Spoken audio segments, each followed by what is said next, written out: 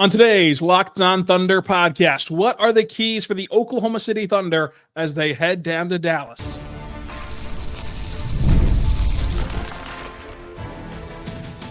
You are Locked On Thunder, your daily Oklahoma City Thunder podcast, part of the Locked On Podcast Network, your team every day.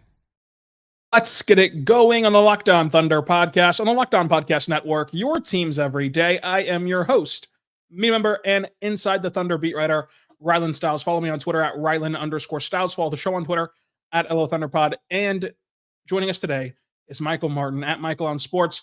Let's Talk Thunder on YouTube. Michael, Series 1-1. The road teams won a game. It started, and this series finally feels like the playoffs after a round one sweep. Yeah, I mean, they often say that series doesn't start till a road team wins, so the series has started, Rylan. So I'm seeing a lot of people with a little bit of panic, but the reality is, and we'll get into this later, is almost every expert pundit betting odds had this going 6 or 7 games. So mathematically, the Thunder did have to lose at least one game. They did. I mean, you cannot get to 6 or 7 without dropping 2 or 3. With that being said, obviously, having lost the last game, the emotions are running high on each side. If you're the Mavericks, you feel like you're walking on sunshine. If you're the Thunder, obviously there's this nervous energy. First playoff loss.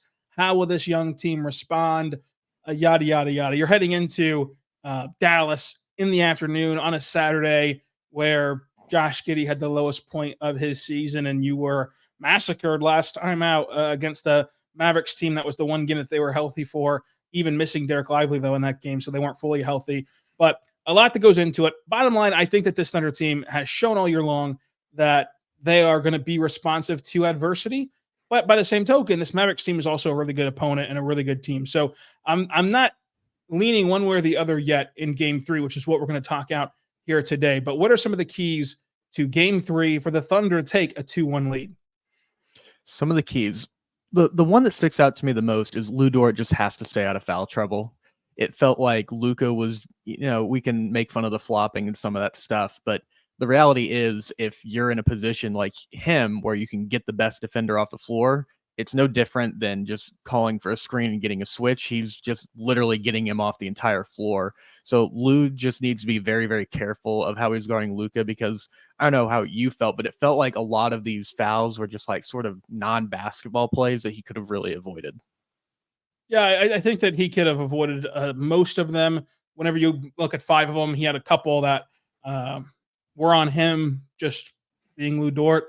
I think that part of what makes this team interesting is that you have Lou on Luka. That's the best speed bump you can give the Mavericks. What we talked about before the series is just that, like, yes, he had a bad game 1, but there's just no stopping Luka consistently. And I think that the quality of defense wasn't overly worse in Game 2 versus Game 1. I think that outside of the Josh Giddey possessions where he got switched onto Luka, which we already knew was going to be a problem, whenever it was Lu Dort on Luka, both games 1 and 2, he played really tight defense. In Game 1, the shots were halfway home and rimmed out. In Game 2, the shots went down. So I think that with Lou, staying out of foul trouble allows you to not have to get creative at the end of quarters, and not maybe take him out while Luka's out there just to avoid fouling him out earlier.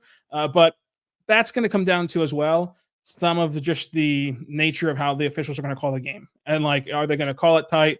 Are they going to call it loose? What is going to be an area that Luka gets away with in this game? And of course, that's part of being a prolific scorer. SGA, Luka, and you can list off every top scorer in this league. They all find ways to get to the free throw line. Neither one of these two stars any different. But I think that Lu Dort's a big key, especially if he can do what he did against New Orleans, where, albeit an easier task than Luka Doncic, he was playing ferocious defense while also splashing threes. If you're going to get a good 3-point night from Lu Dort, then that's going to curry some favor for Oklahoma City. I think that another key would be Chet Holmgren hitting threes and making shots. We can talk about Josh Giddey. We can talk about Gordon Hayward. We can talk about whatever you want to talk about with Game 2. One of the biggest issues was it was an uncharacteristic J-Dub game where it was kind of just at best, and it was a bad offensive game from Chet. And when those two things happen, you're just not going to win very many games against anybody frankly. And so I think that Chet has to be hitting threes and has to be loosening up the paint a little bit and taking advantage of some of the mismatches that he can create with how talented he is. Yeah, I mean, that's been the story of the season is Chet being able to space the floor at the 5 and then defensively just be a deterrent. But especially that shooting, it really just opens up a lot of those driving lanes for Shea, who was incredible in game 2. Nothing bad to say about him other than a couple just lapses on defense. Dub, I'm with you. It feels like a couple slow games, so I'm excited to see how he bounces back. I'm looking to hopefully see a little bit more aggression from him. But yeah, Chet is one of the bigger things. I'd like for them to find a few more ways to get him involved early that are not just these spot up catch and shoot threes, but like really start to get him going, because it feels like there's these gaps of, like, I guess, his usage or just how much they run things through him. Yeah, there's going to have to be a push and pull with Chet. 'Cause I think that, he is going to be put in a tough position to kind of initiate and kind of go for himself, because you saw that there was times where he got stripped on the perimeter in game 2.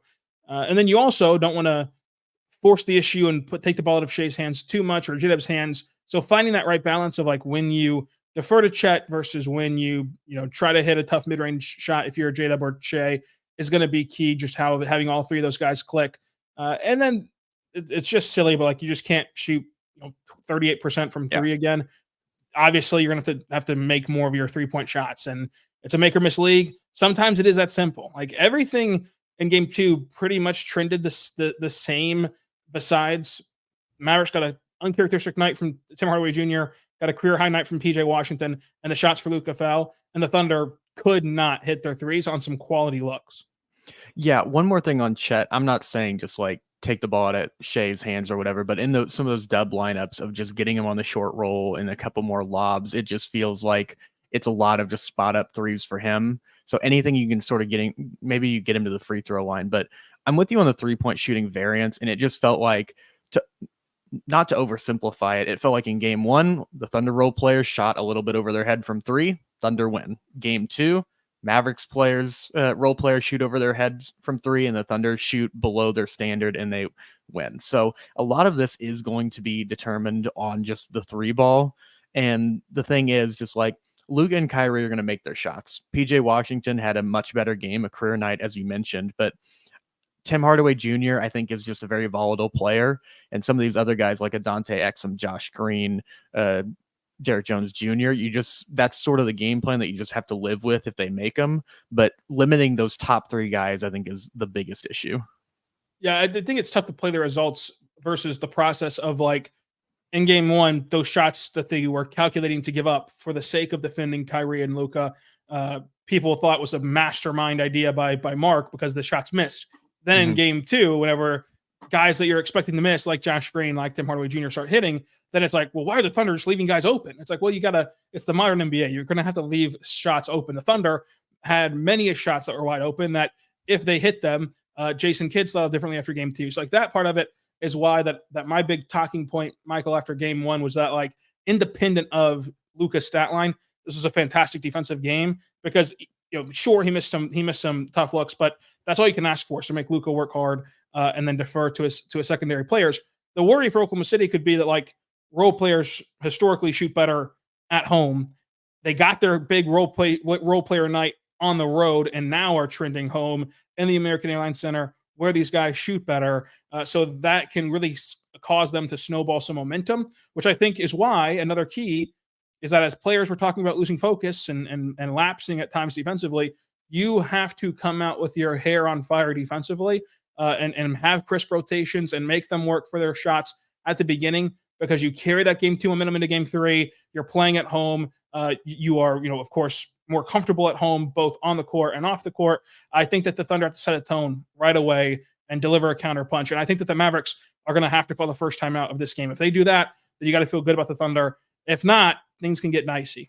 Yeah, I'm right there with you. I think it is very important that they come out, not just focused. I feel like that's a given that they have to do, but just really come out and, I guess, establish sort of the pace and feel of this game and bend the Mavericks to their will. Like, we saw it in game 2. The Mavs get out to like a 13-2 lead, 11-2 to start that game, and the Thunder call a timeout, and you could just feel it, where the Thunder are a good team coming back from deficits. I think they have the most 15-point deficit comebacks in the NBA this season, but you could just feel this hole that they dug themselves into, that they had to get out of basically all game. And then even when they went on their big runs, I mean, they didn't have a big lead. So just the Mavericks are really, really good, and they're a team that you're going to have to beat. They're not going to beat themselves in a lot of ways, but don't make it that much easier for them by just digging yourself in a hole early. Yeah, that's going to be a key for OKC, and that's part of the adjustments as well. Of when you look at game 2, obviously a big talking point will be Josh Giddey. What should they do with Josh Giddey? We'll talk about that coming up. But first one's here right now, but our friends over at LinkedIn. Check out linkedin.com/LockedOnNBA right now, because LinkedIn is here to help you. They understand that as a small business owner, you are wearing so many different hats. Like, there's just almost too much for you to do, which is why at LinkedIn Jobs, they're helping you make the hiring process simple, because you need some help, but you can't really take a long, drawn-out process to hire people. With LinkedIn Jobs, it's completely streamlined. It's completely there to make life simpler for you by posting your job for free on this qualified candidates job board from LinkedIn, which is not just another job board, because there's millions upon millions upon millions of people looking for jobs actively on LinkedIn. That's why 2.5 million small businesses use LinkedIn to get their hire. They have so many great tools for you to use as well, like job descriptions and more, to help you make that right hire. Go to linkedin.com/lockedon. That's linkedin.com/lockedon to post your jobs for free. Terms and conditions do apply. Also, want to say right now about our friends over at eBay Motors. eBay Motors is great, and they're going to be there for you because they understand that building a championship level team takes passion, drive, patience. That's exactly what it takes also to build a championship car and to keep your ride or die alive. And you can do so at eBay Motors. Whether you're in the market for superchargers, roof racks, exhaust kits, LED headlights, or more, go there right now, because whatever speed, power, style you're into, eBay Motors has you covered. Over 122 million parts to choose from. If you're a number one ride or die, they're going to have exactly what you're looking for at eBay's Guaranteed Fit.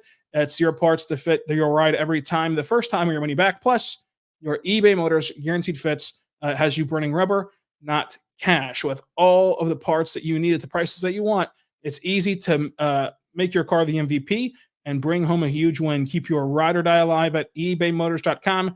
Eligible items only. Exclusions do apply. eBay Guaranteed Fit, only available for U.S. customers. We're back on the Locked On Thunder podcast on the Locked On Podcast Network, your teams every day. Joining me today is Michael Martin. Let's Talk Thunder on YouTube, at Michael on Sports on Twitter. I'm Rylan Stiles, and you can find me on Twitter at Rylan_Stiles. So, Michael, the Josh Giddey conversation is at the top of many people's adjustments, and getting off to a fast start is at the top of our keys. Josh Giddey plays 10 minutes as a -20, not exactly a fast start, and we've seen that at times plague the Thunder. We've also seen some really good basketball from Josh Giddey, where since March 1st up until the start of this Mavericks series, he's played extremely well, and he's helped the team out. Where do you land on Josh Giddey? Yeah, I think this is just not a good series for him, but I'm with you. It's not like an indictment on him as a player, like Mark mentioned it the other day, and it was true, whether fans really want to admit it or not. Like, Josh was a big part of winning that game 4 and closing out the series in New Orleans with those big threes he hit late. But this feels like one of those series where it's just not really sort of his matchup. I wouldn't just totally abandon him, but I think I would trend on the side of just lowering his minutes in a way and just giving other guys some opportunities, just seeing what you have. I mean, I don't see a big crime in that, and just like searching and just seeing if there's anything there. And if there's not, you can always circle back around to Josh. And I don't feel like this is going to be just a huge just confidence killer for him. He's been going through a lot this year with his shooting and things like that. So I don't think this is just going to crush him. But I'm curious to hear what you think. Yeah, with Josh Giddey, I think that 2 games is not quite enough time to make the sweeping move that everyone wants to make, which is benching Josh Giddey and going away from him entirely. Because this is kind of like a prize fight where the 2 teams are circling each other right now. Now in game 3, somebody is going to land a haymaker. Like, somebody's going to get a massive punch on Saturday afternoon.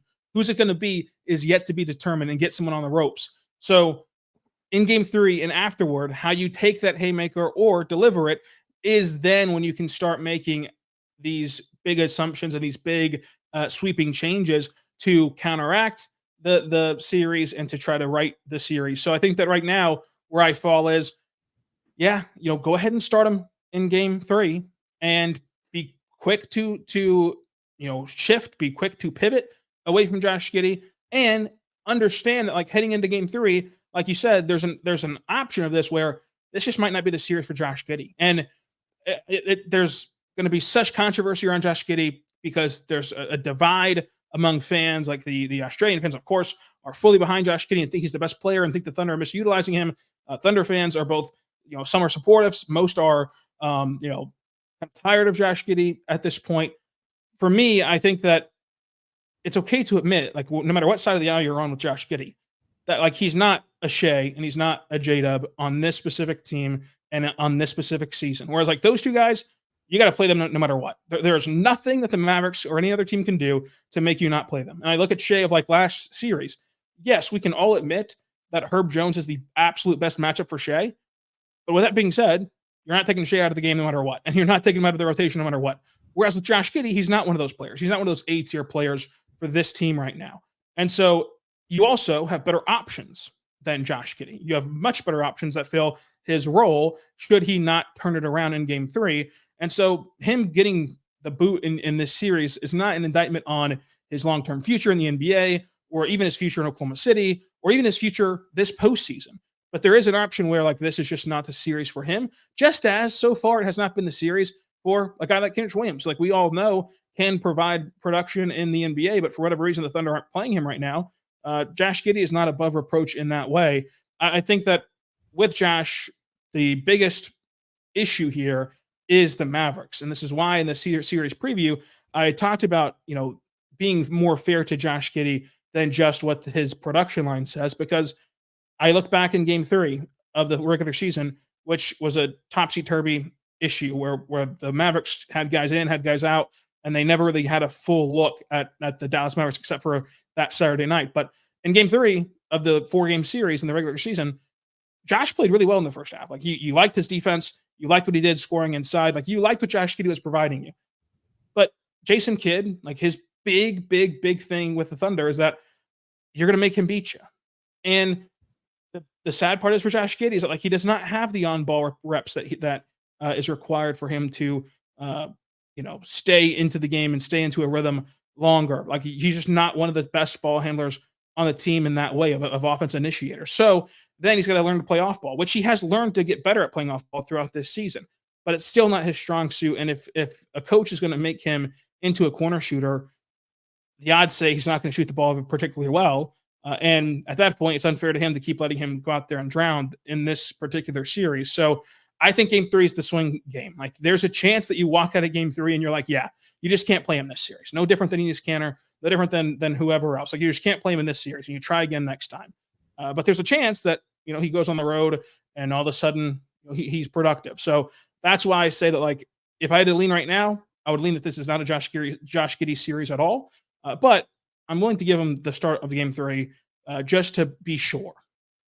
Yeah, I think there's just some difficulties with him starting in the sense of you have Kyrie and Luka on the other side, and that's two guys who can really attack him. Whereas if he comes off the bench, which I'm not saying the Thunder should do or will do, I think you can sort of hide him a little bit more defensively where it's not as apparent some of his shortcomings. But one of the points you made about some like the Australian fans and the Thunder fans, both parties are right in a sense where the Australian fans are talking about, Josh isn't being used correctly.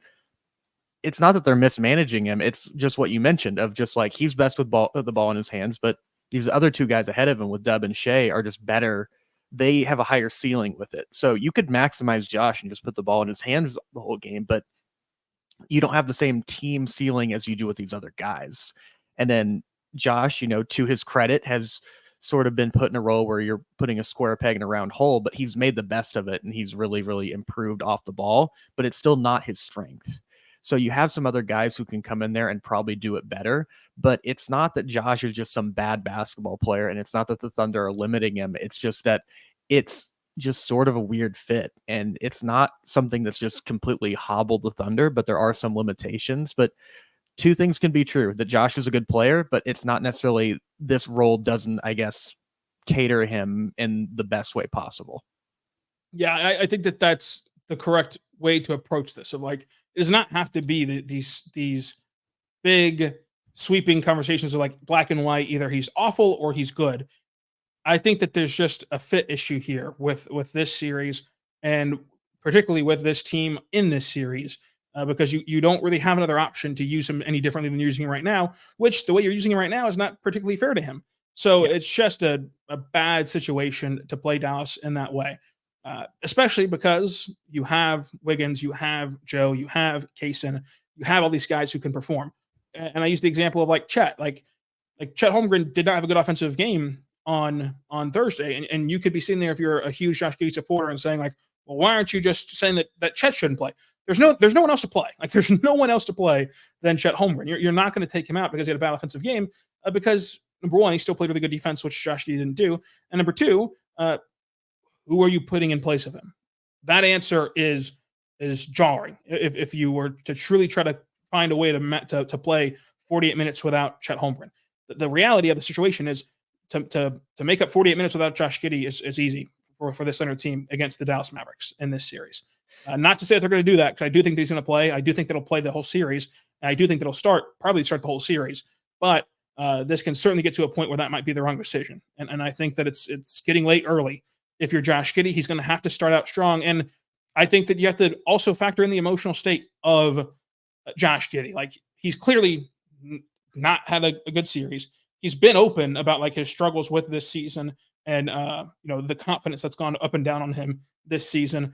And now in this game that feels so do or die, and not just in the sense of like the outcome of the series, but the outcome of like your individual series, if not longer than that, it feels so dire that you're putting all this pressure on yourself naturally, and you're going to head into this building where you had the lowest point of your basketball life at the same exact time that you had the lowest point of your basketball life in the day. Like, it's just eerie that this is all happening at once. How will he respond will be one of the biggest factors and X factors of this game.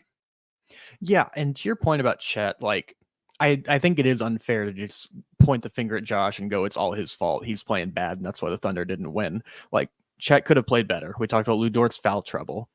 Wiggins, Joe, and Kaysen combined to go 2 of 7 from 3. That's just not really good enough what you need off the bench. Like, there are a number of things you can point to. It's just Josh is the most, I guess, his mistakes are the loudest. And the thing is with Chet, like you mentioned, he played bad, but the other thing is, like you mentioned, defensively, like, he finds ways to fill in the gaps even when he's not shooting well. And it feels like Josh, that's one of his bigger struggles, because if he's not shooting well, it's not like, to our point we just made, you're not going to give him more on ball reps, and then he's not an ace defender. So it puts you in a tough position. And then those guys that you mentioned off the bench, I think that's where it's a lot of frustration comes from the Thunder fans, is that not only is Josh sort of playing poorly, but it feels like there's 2, 3, 4 guys right behind him who fit that role a little bit better, who are just waiting. Yeah, I think that with Josh, like, obviously that's why the game 1 recap yesterday did not talk about Josh Giddey until the end of segment 2 and 3, because it is unfair to just act like it's Josh Giddey's fault, because J-Dub did not have a J-Dub game. Chet did not have a J-Dub game. You tell yourself that a Sunday ago, like before the series began, and you would just know that no matter what else happened, the Thunder were not going to win that game. And if I gave you all the context of like, J-Dub didn't have his best stuff, Chet certainly didn't have his best stuff offensively, Tim Hardaway Jr. was incredible, PJ Washington was incredible, Josh Green hit threes, and Luka went for 29. Yeah, you'd count that game as a loss, no questions asked, and move on. So, there was a lot of different things the Thunder could have done to masquerade the issue other than just Josh Giddey.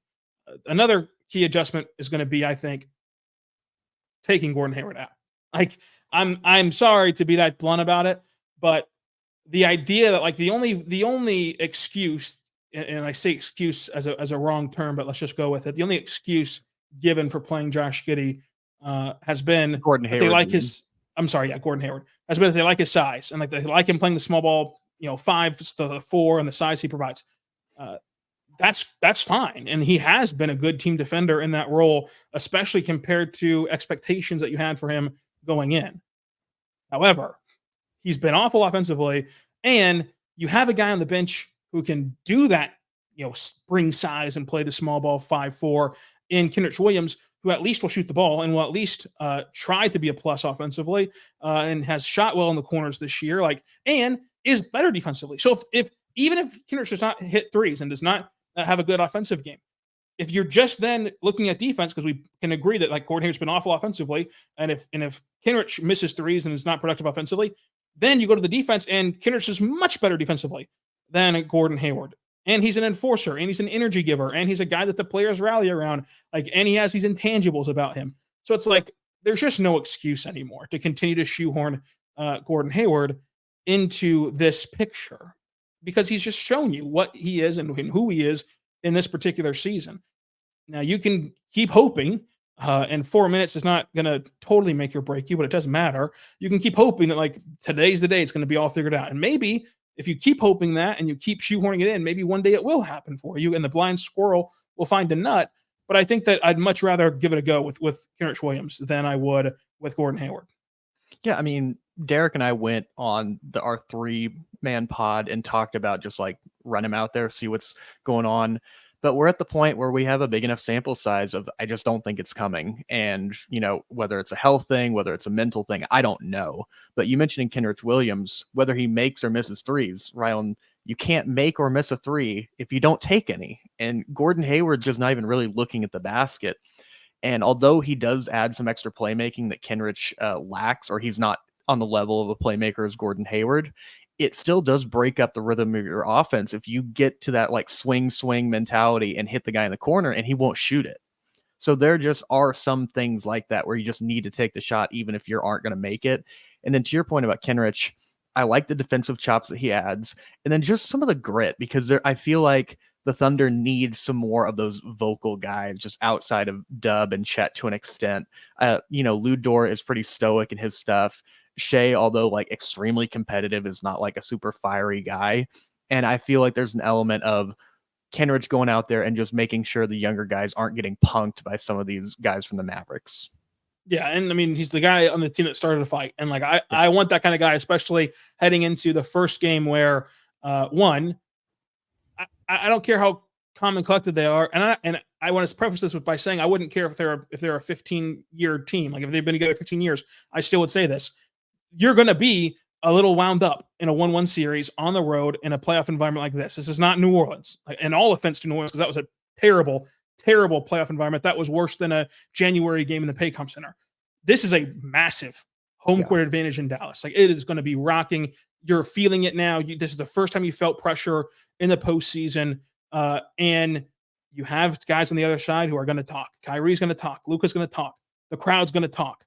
And who's going to be the guy to step up? And I think that the only guy that's proven he will is Kenrich Williams. Getting in a fight last year with Minnesota and the stuff that he does to get, like you said, not punked, I think is going to be something that you need, and something that you need to kind of steady things. And even though Kenrich does not have the playoff experience of Gordon Hayward, he is a guy that is just a better leader than Gordon Hayward on the court. And I think that anyone would admit that, there's a reason why that Mark singled out Kenrich Williams as one of the best leaders on the team, of a guy who's going to take you up by the shirt collar. If he sees these young pups getting rattled a little bit tomorrow, he's going to straighten them out. Whereas Gordon Hayward, I don't think will overstep and will interject. And I think that that's important as well, with, like we said, regardless of all these intangibles that we're kind of fabricating right now and wishing into a fan fiction, just bottom line on the court production, Kenrich is much better than Gordon Hayward. It's there's just no real excuse or explanation for playing Gordon Hayward. And we can conjure up coach speak and try to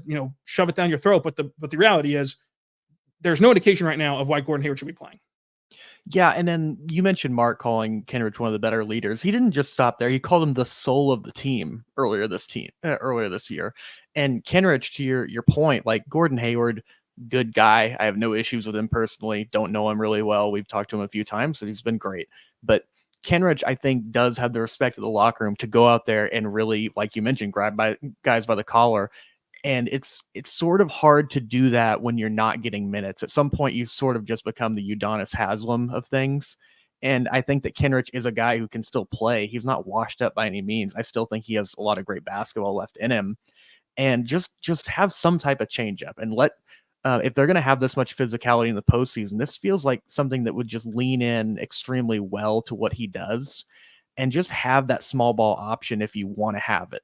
because right now, like, they haven't really gone small. They've had like Dub at the 5 like a little bit. They had Hayward at the 5 like a little bit, but it's been mostly either Chet or Jay Will. And this is a chance to just throw some type of change up in there. And the last thing I want to hit, and this is with Gordon and Josh, of just sort of the comments that Mark had today just about the rotations.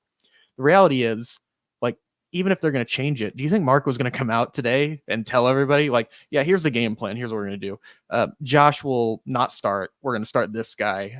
We're going to not play Gordon Hayward. Kenrich, we're going to dust off, and now he's going to get 20 minutes a game. But we just wanted to let you guys know because all the fans are, we know you guys are upset. Yeah, and you're just not going to throw your players under the bus either. Yeah. I'll be like, yeah, Josh sucked in the first 2 games. Of course. I think that it's very visible what's the issues, and you got to give the team a chance to correct them. And if not, we'll be here just like we were here all year long, being the gem for Aaron Wiggins, of like getting him more and more and more minutes. And they've made that adjustment in the playoffs of getting him more minutes than he had in the regular season. And you can still argue for even more Wiggins minutes, but I think that's been a nice spot for OKC through the postseason. I think that whenever you look at this Thunder team, how they adjust to Game 3 will be massive. Bottom line, you got to go get one. Of course, you want to win both games, but you got to get one, I think, in Dallas to keep this series alive. Yeah, and I think Game 3 is even more important than getting Game 4, because obviously, if you're going to split the 2, it doesn't really matter the grand scheme of things. But I think it's more important for Game 3 just to have that monkey off your back of getting back in front, where at worst, you go back to Oklahoma City tied, and it's the best 2 out of 3, and you get 2 games at home. I think that it's a whole different pressure of potentially going down 3-1, which wouldn't totally eliminate them, as we know, but having this sort of like early tip off that gives Luka less time to recover and things like that. I think it's very, very important that this team goes out there and capitalizes on it, because not only going back to Dallas down 2-1, but like the crowd's going to be nuts. And like you mentioned, and you want to sort of curve that as much as possible before it sort of gets out of control. Yeah, I think that this team has been able to respond to adversity very well in games and during stretches. There's a reason why this team has only been on one losing streak longer than 2 games, and it was a stretch of 3 games where they missed Jada and Shea the whole time. So like, this team has been excellent at responding to losses and responding to any sort of bumps in the road. I think that they'll do that again in the American Airlines Center on Saturday afternoon. When you look at the X factors, we kind of hit on them. It's going to be how Josh performs if they change the Kenrich Williams, Gordon Hayward situation, and Lu Dort, of course, on Luka Doncic, and then Luka, Kyrie, and J-Dub and Shea, like how your stars go. It's a star-driven league. What are the odds put if you had to go 0% chance to 100% chance that we see another Tim Hardaway Jr. game this series? How much of it qualify me as a Tim Hardaway Jr. game? I don't know what the cap is here, because I know expectations. I'm going to say 12 points or more. I think he'll have at least one more game like that, just in terms of volume, but I don't think he'll have many more games where he shoots 60% from the field and 50% from 3. He's a heat check guy, and that's exactly what he did in Game 2. But there's a reason why I saw Mavericks fans weren't super excited that he was sort of healthy and coming back for the series, and I think that'll rear its head again. So maybe I'll be wrong, but I don't think Tim Hardaway. I don't think we're gonna get just this revolution for him where he becomes 2014 Danny Green for the series. He has not found the magic stuff, is what you're saying, Michael. That's tough. We'll see what ends up happening in the series. Does your pick change at all? Are you still rocking with OKC? Still feel Thunder in 7. Like you mentioned, they've handled adversity, and one of the more positive things, I know that we don't want to have silver linings, moral victories, but like, the Thunder got in a deep hole early, and it's not like they just gave up. Like, they were consistently in this game. They made it a game late, and then just sort of ran out of gas, weren't able to execute all the things that Mark Shea and Dub said. But it's not like something where we're seeing some of these games like the Minnesota game tonight, the first 2 games of the series, where one team just goes out there and punches them in the mouth, and it's just sort of over and they're down for the count. I think that the Thunder are going to fight in this series, and I'm still confident that, well, I wouldn't say, I still feel very good about my prediction of the Thunder winning in 7. Thunder in 7. Let's see if they can pull it off. We'll see you in Dallas, Texas. And until tomorrow, be good. Be good to one another.